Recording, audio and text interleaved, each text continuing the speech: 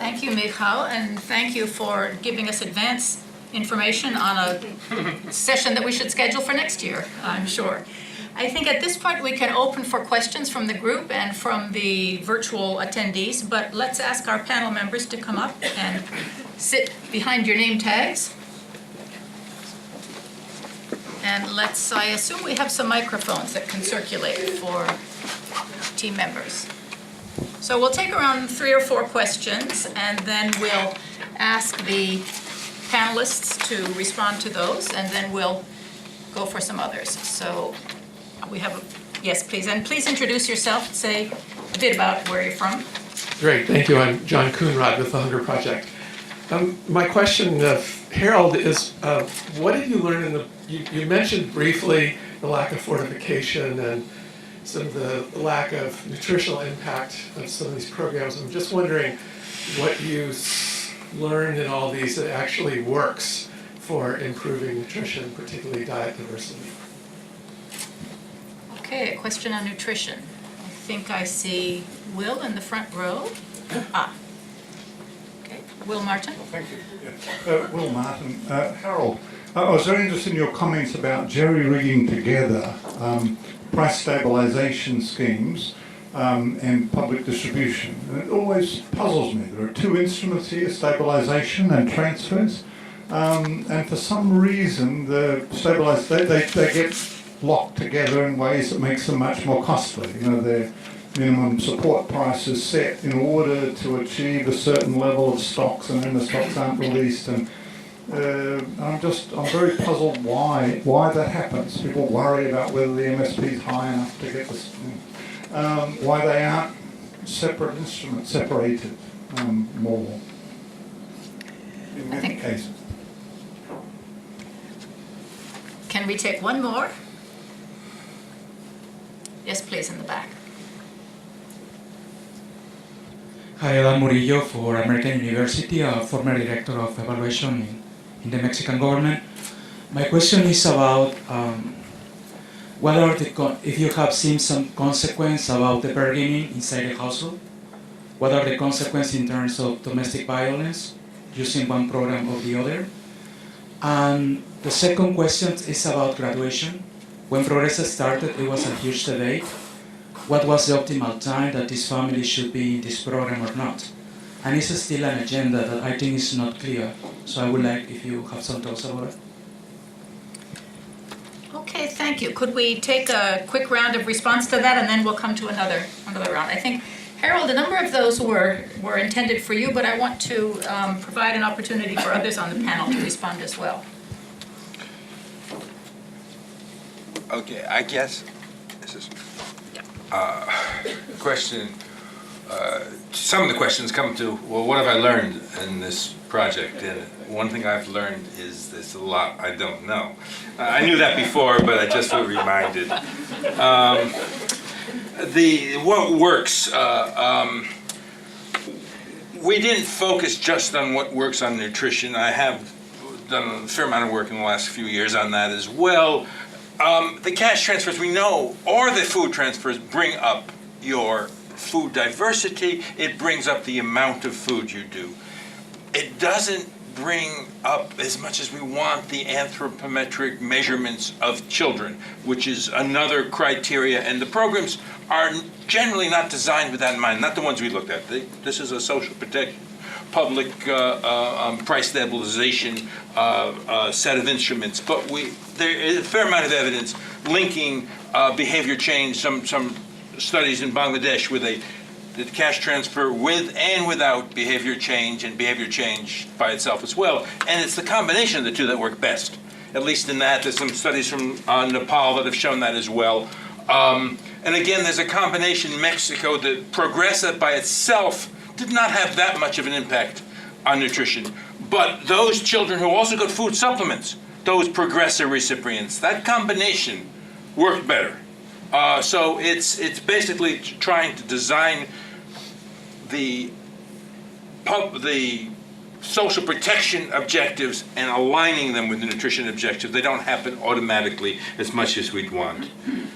But your question was particularly, I know politically why, it's pretty clear why you'd have both, you want to get support from the big producers, and you don't want to lose the urban support. So you put a wedge in, and somebody still has to pay for it, but it's not obvious, it's not as obvious.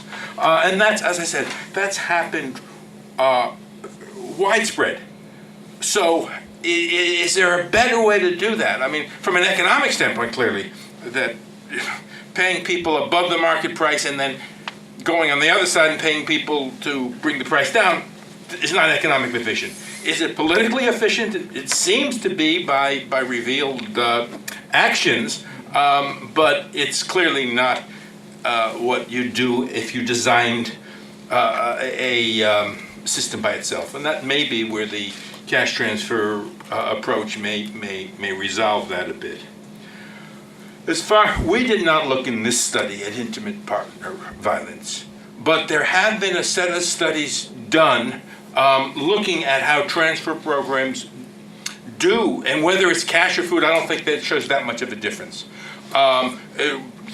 As always, you look at 15 studies, you're going to find mixed results, but the general tendency is it reduces intimate partner violence. There's always a risk that if the woman is the targeted recipient, as in both food programs and cash programs in many places, that there may be some violence to get the cash transferred within the household. That evidence is actually very small. There's clearly anecdote. But there are a fair number of studies. Some say that women would prefer it to be in food because it's a lot easier in the household. But again, the evidence seems to be wide, covering a number of different examples. The other issue, graduation. Again, there's not a clear benchmark on where graduation is, in part because you can graduate 1 year in a rural economy and the next year slip back as the rains fail. So this is, to have a program which is flexible. And there you go to SNAP, which has in any given year people coming in and out as their circumstances. It's not a fixed targeting. People come in and can be in for 6 months and come out. Now, I don't know what the bureaucratic requirements are to make a system that flexible to be a real safety net that is short-term for those who need short-term and longer-term for those who need it. I think that's a long way from what many programs can achieve at this point. But that clearly is an approach you'd want, where you have that insurance element as well as the transfer element. There's two different elements to a good safety net program. And SNAP achieves that. I don't know how many other programs you can really say do that. Okay, thank you, Harold. Let's turn to other panelists, if anybody would like to add anything on those particular topics. If I may, I would like to add a comment on graduation, not specifically on graduation from Progressa, but I think agreeing with what Harold said about the risk of slipping back and how sustainable graduation is, it seems to me there are actually 5 points here. One is cash, the other is coaching, asset transfers, right timing, and right place or right geography. If one of them doesn't cooperate, graduations are not sustainable and people slip back. And this is very important to realize. I am just back from South Africa and Namibia, and in Namibia's sparsely populated country, you may have a place, a community, when everything seems to be ready for graduation, but because there is no movement across them and they are in isolated parts of the country, geography doesn't cooperate and it takes much more to graduate than elsewhere. And in one country, it may well be that in different places, different things work. Second point I wanted to make on graduation is that one of the problems, and this is the problem which we are moving towards really solving, but it's not solved yet, is that in order to determine who graduated or not, very often you need survey sweeps to decide what changed from the last round. Whereas ideally you would like to have a system in which you can almost day in and day out to see who is passing the graduation threshold, who is not passing. But for that you need to have dynamic delivery systems that allow to identify individuals with all the characteristics on a much more frequent basis than survey sweeps. But I think that the technological progress here and delivery system progress here may get us into the world in which we will be able to determine who is ready for graduation much faster and in a much more sustainable way. Thanks. Thank you. Shall we take another round? And do we have the capacity to give questions from the listeners? How do we do that? If there are questions, someone will ask. Okay, very good. Our listeners are at this point quiet. Please go ahead and Hi, introduce yourself. this is Carolina from the World Bank. There were some comments about before about the which kind of the coverage of this book. First of all, I mean, I found I'd like to really congratulate for this work. It's very interesting and addresses a lot of issues. One of the specific question I have is that why the 6 countries? What is the thread that brings them together, and what we can learn from those lessons? There's some comments mention the fact that there are middle-income countries, and maybe the relevance may not be that important for lower-income countries, poorer countries. One of the threads I see is the fact that these are all programs that are all managed by governments. So to what extent, really, the importance of supporting countries to manage these programs in also poorer environments are important, and how we can use those lessons.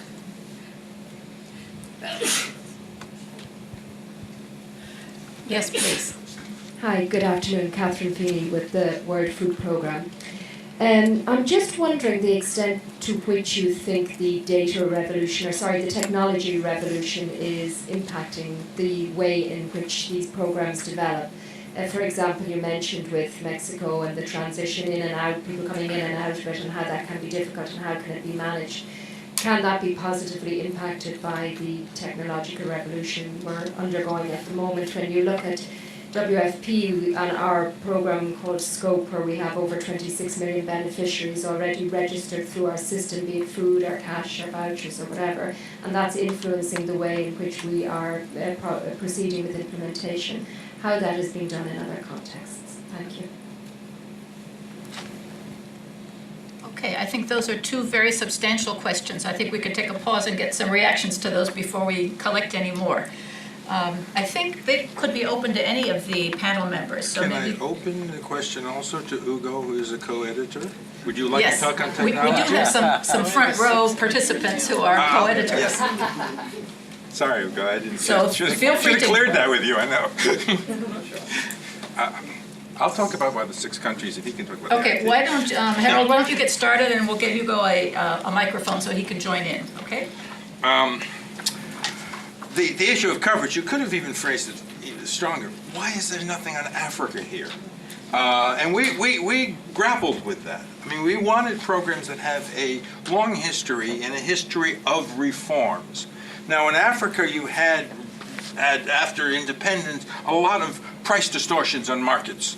And those were studied, how there were often forced procurement, there were market boards that turned out to really be taxing agriculture, a lot of stories on that. But that story's been told, and it wasn't the story we were looking at.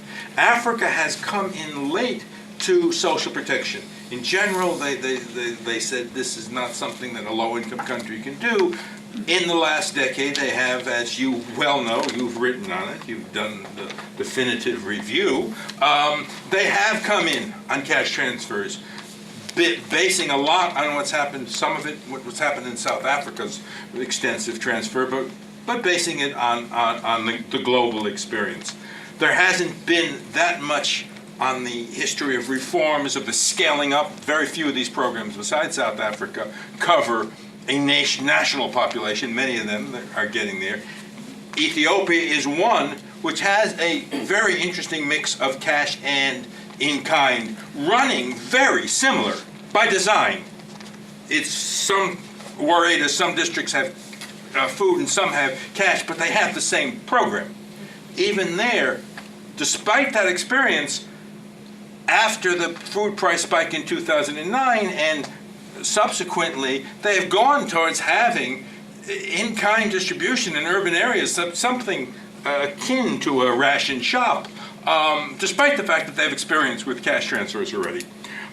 But so our coverage was based on looking at histories that were long enough to see ups and downs and pressures, but we do acknowledge that Africa has come into the cash social protection program of late building on global experience as well as their own domestic experience as well. Oh, and you answered, Harold, basically, but the point is, we also had a lot of discussion exactly on which countries to include. You do want time series data. And, for these countries, sometimes we had data back to 1930s. And by the way, at that time, some of those countries, could be considered low-income countries for today's standards. So we're looking at periods, post-World War II, sometimes even post-World War I. And but those conditions, sometimes they did resemble some of the low-income countries nowadays. And so basically those 6 actually presented those conditions. And plus there are also other publications out there. Just a month ago here at IFPRI, WFP presented the World Food Assistance Report, and which does indeed cover a range of low and middle income countries. So we did also wanted to perhaps look at a narrower set of countries that had perhaps longer time series data, and that's why we came to these 6. Okay, thank you. Who would like to take the data question? I think I'm obligated to take a look. You first, though. I can say that I am optimistic about technological progress, but there are two issues here. One is the unified identity number, and whether unified identity number agenda will be taken up by the countries and treated as a foundational exercise, not exercise that has specific policy or political purposes. And here I am moderately optimistic because I see countries that don't distinguish between foundational and actually driving policy. The second is the issue of social registries. And again, I think technologically will be quickly ahead of what politics allows. As long as social registries will not be misused for purposes having nothing to do with targeting of social programs, then I think we will be benefit from them and from technological progress. However, there are huge risks in both ID agenda and social registries agenda that they would go into the areas that would pose danger for integrity of the programs as well as for using them just for proper social policy purposes. So yes, optimistic, but the risks are huge, and the risks are primarily not technological, not economic, but political. I can make a comment. Louise, please. No disrespect to the questioner, but I sometimes think we use data and technology as a way of avoiding some of these political economy issues. And I really liked the way the political economy issues were front and center in this book. The late great Daniel Patrick Moynihan said that a program for the poor is a poor program. He was kind of anti-targeting. But there often is that discussion, for example, when people talk about Europe and the US, and Europe has more universal systems and the US tries to target, et cetera, and does that lead to less political support for the programs since they're tightly targeted? Is there support for programs for the poor? And clearly in the US there is no question that the idea of food stamps as opposed to cash have kind of solved that political economy problem. You get the rural state legislatures who want price supports of some kind together with the urban legislatures who want food stamps, and a deal is done and a bill is passed. And even throughout the current discussions on what should be cut in order to reduce deficits, all of the discussions of the last 5-6 years, nobody said we should stop food stamps because somehow the political economy works. So I'm not really sure to what extent the question is data or the political economy. But what I would say is, I would encourage you to think about looking at Africa in that there are countries that have from time to time price supports, export bans, etc., various interferences to keep up producer prices and lower consumer prices, and those are often complemented by the efforts of the World Food Program, which are not just when there's a famine. I mean, there are sort of chronic areas that tend to be chronically food short where those issues go on. So I think there may be a study that could be done in Africa that you might think about. Yes, please. I think one's coming in from the wide world.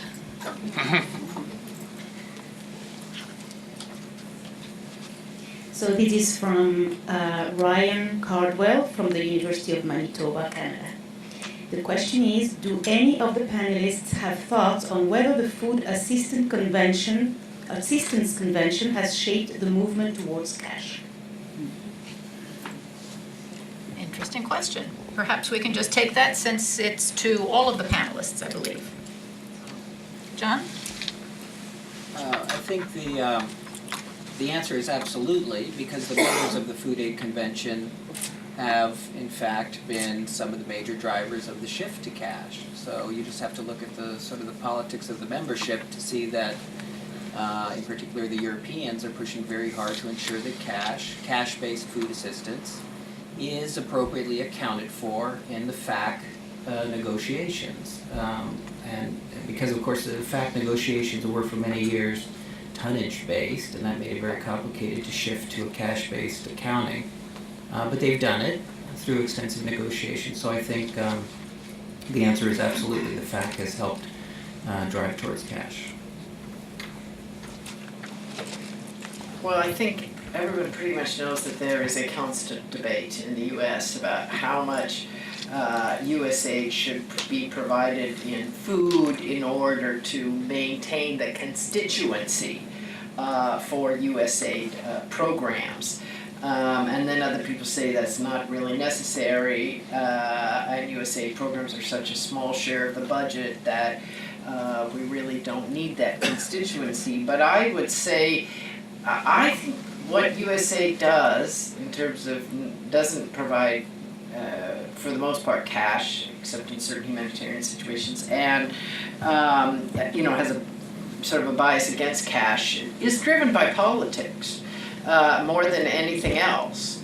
As I said, I don't think that the USA is quite worried about it being perceived as a worldwide welfare. If USAID is giving out cash, then why don't you just give it out to the poor people in the US, right? But if the USAID is fighting HIV/AIDS or maternal child health or malaria or whatever, then it has more of a constituency. So I think I guess especially since coming to USAID, I realize that it's hard to underestimate the role of politics. I mean, I'm shocked. Probably many of you in this room know, but I only found out some years ago when my stepdaughter became a large animal vet in Canada, that Canada to this day still has milk quotas and milk price supports. This is not a poor country whose producers really need protection.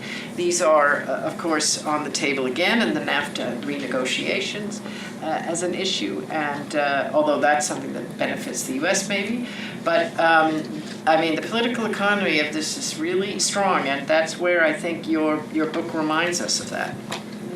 Could I have one other example on the political economy? I attended a talk a few years back by a former director of USAID who worked with agriculture communities, congressmen from agriculture communities, trying to reform, because USAID doesn't like to have its hands tied, to get more cash in their programs.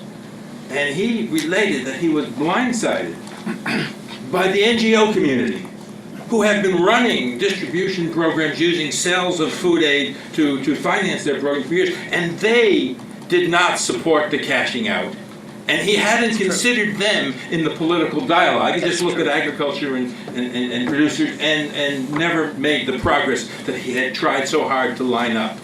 As I mentioned, that as you run programs for a long time, you get a lot of people who build their plans around those programs. It makes it very hard to make these changes. Which I think reinforces the interest in the political economy dimensions of this treatment in the book. But I think, John, want to clarify a few things. So at least on the food assistance side, USAID has already made the leap into cash. WFP receives about half the resources it gets from the United States in the form of cash. We could use that cash for either cash programs or vouchers or local and regional procurement. But there is in fact a great embrace of the benefits of cash, again in those contextual situations where it's appropriate. So that political dynamic has been tackled to a certain extent in Washington. Now, is there still traditional Title II food aid? Yes, there is. And that's where I get back to what I was saying in the beginning about it's a complex political, economic, and social environment that builds the support. Whether this is just a domestic program or an international program, you have to have all the parties working together to agree on how much and when and how to provide resources to help people. And in the case of the United States, I think it's come dramatically far and now has a very versatile and diverse program that I think the NGOs and WFP find quite excellent. Thank you. We're at the point where we want to turn to the panel members and give you each 1 minute to provide any final messages. But I would ask you, as you frame your 1 minute message, take us back, if it fits your remarks, to the number 1.5 billion. I'm struck that the 6 or so programs, the large programs that we're introduced to in this book, are all for people who are significantly above most of them are significantly above the $1.90 a day global poverty line. And yet we still have a very large number of people who are in need of and receiving food assistance. I would guess if we looked at the population that is not covered by programs, that maybe that number would even go up. But I would be quite interested to hear your reflections on, is 1.5 billion an underestimate? Is it certainly a big number, but is it capturing the potential constituency for food assistance? So perhaps, Louise, we could start at your end of the table and work our way across. Well, I think there are many different dimensions of the potential for food assistance. If we think about the number of people who in their lifetime might be a potential food assistance person versus the number of people in any one time, I think that number will be quite different. Because there's no question that as extreme weather events become more common, issues of food shortages regionally as well as nationally and internationally, among nations in a region are going to be important. So what's going on, in other words, what's going on in the Horn of Africa is we're just going to have more and more of it, which is unfortunately a sad story. Now, the question, though, which I thought the book really addressed helpfully, is that you set the transformation of these programs in the context of agricultural transformation and development. And from that point of view, a country that's able to transform agriculture by raising labor productivity, raising land productivity, and reducing transaction costs throughout the market structures and developing the market structures is also more able to cope with shocks and perhaps is less dependent on food aid, because in a situation of a shock, the food could be purchased and the cash could be distributed. So that it reminds us of the purpose of what we're trying to do in development is so farmers have better ways of reducing their risk and consumers don't face so much price volatility and income volatility.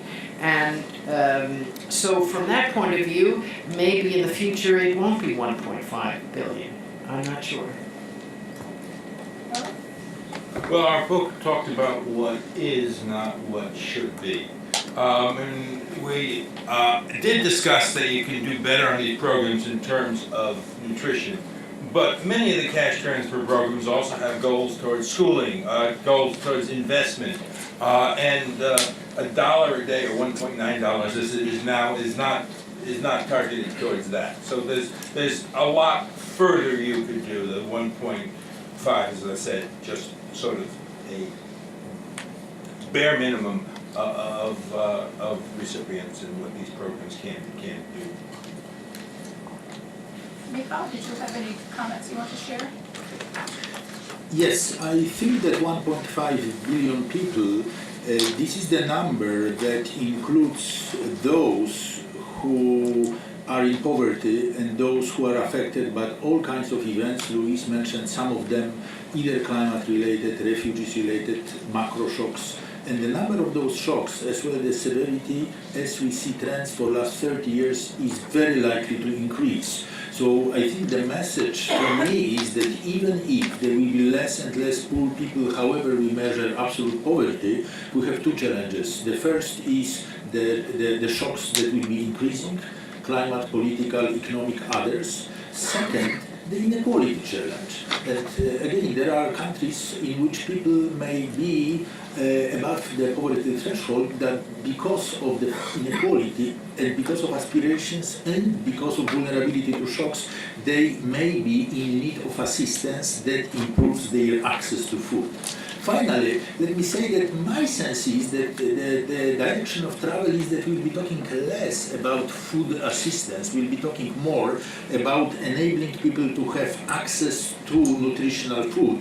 And when we look at development challenges around, the one which is here on display, the World Tree of Hunger and Malnutrition, we didn't talk much about malnutrition, but the challenge is huge in the world and the paths to improvement are not clear. I am talking about stunting in particular as being an extreme form of malnutrition, and that will really turn the policy emphasis towards access to nutritional food, whether achieved through in-kind transfers or cash transfers that enable that. And I think this agenda is with us to stay for a long time, unfortunately, because of shocks and because of the malnutrition challenge that is just not going to go away quickly and be with us for a long time.